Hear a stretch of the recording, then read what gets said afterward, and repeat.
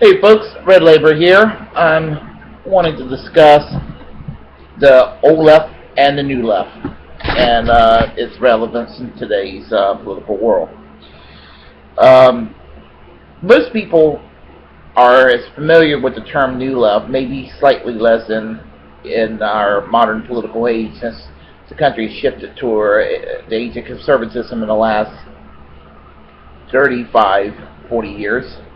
Um, but this country, there used to be the old left, and it was replaced by the new left, and there's a detour that old left taken with the new left and the old left.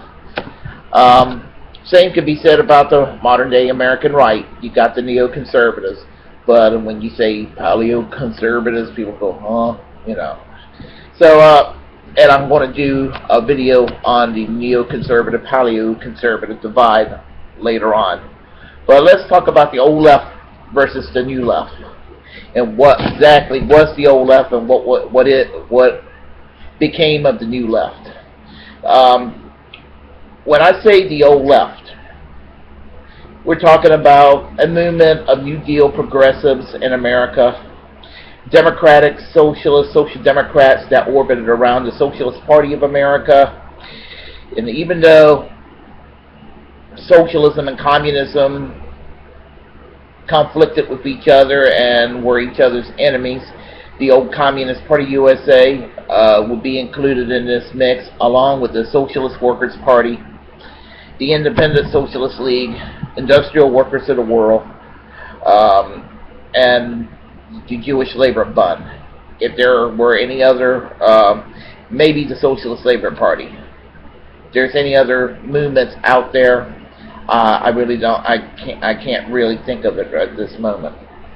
But in spite of similarities and in spite of differences between all these groups, they all had basically they were all class conscious. And they were class conscious. They strive for largely for middle class ethics and a middle class to make sure that the working class become the middle class.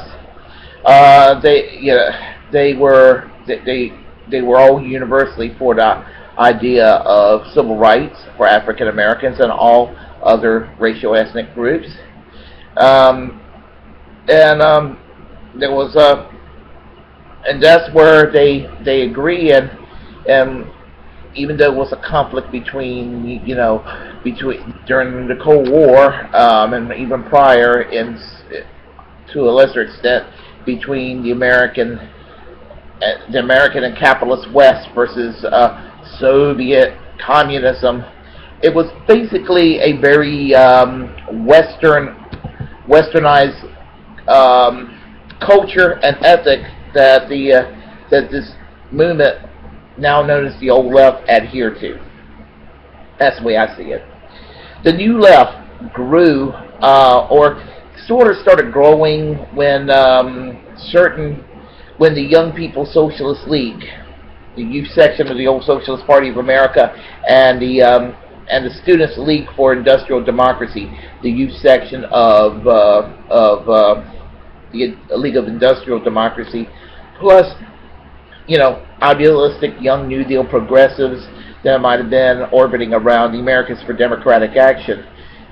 In the early 60s, in Port Huron, Michigan, when they launched the Port Huron Statement and founded the Students for a Democratic Society, they saw themselves as New Left, but it was a different meaning. This group of largely New Deal liberal progressives, democratic socialists, social democrats, embrace the ideas of their ideological elders and mentors, which is the New Left today. But as the 60s went on, there was a growing radicalization on the New Left, and while some kind of remain moderate, others embrace harder left ideology.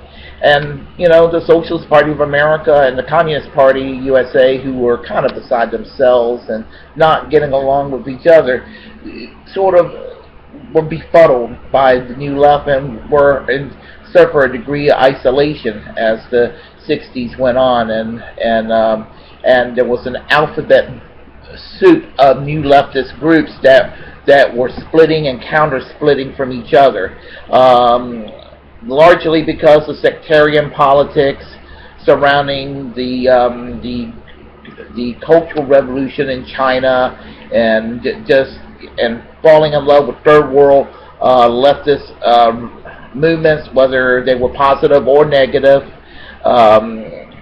The eventual turning of the back of a lot of the left toward Israel, whereas Israel used to be supported universally by the left, political left. All these things kind of manifested by the late 60s and early 70s.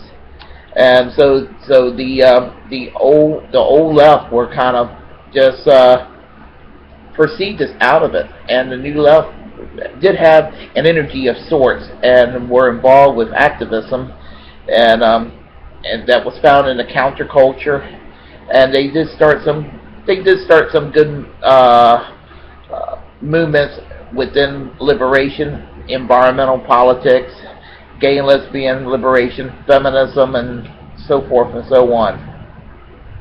In 1972, a lot of the new left were very strong enough to help in the nomination of U.S. Senator George McGovern for president. Now, George McGovern himself was not new left per se. He was very much part of the old left, as defined the way I defined it a second ago. But he took a strong stance against the war in ways that people like Senator Hubert Humphrey and others wouldn't. And it was kind of there was a hope that the Democratic Party could finally break through and become this mass political party of social progressive forces. Now, the old left and the new left kind of looked at the Democratic Party in that regard very similarly, but what happened was that the new left, a lot of people from the new left had a lot of negative baggage with their politics, and so when McGovern was defeated, the Democratic Party decided not to repeat this McGovern loss again. So there was a shift toward the political center, which unfortunately also meant breaking away from organized labor, or trying to not emphasize class politics as much.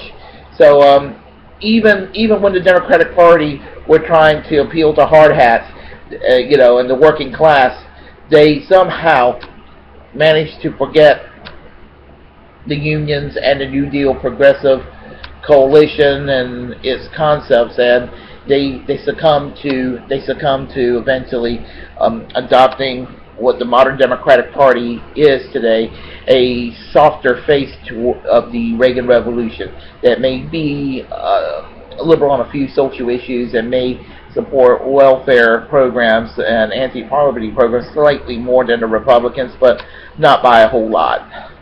So, and so there was a fork. There was a fork on the left, and unfortunately the fork ended up on one side was the politically correct new left with a lot of strange, kooky beliefs, and then there was the so-called mainstream left that sort of gotten away from unions and class-based politics and became kind of yuppie-fied and corporatist, although probably more liberal than your usual Republican corporate types. So that's what happened right there, folks. And the old, which I am affiliated with and consider myself a part of, is pretty much gone today, and I find it very sad that it is gone. But but it doesn't mean just because it's gone that I should just give up embracing these beliefs. I myself embrace much of what the old left believe, and maybe a few moderate tenets of the new left, but I identify more with the old left, and would love to see I would love to see a return of the old left. Thank you, and please, folks, please don't be shy. Comment and comment all the way.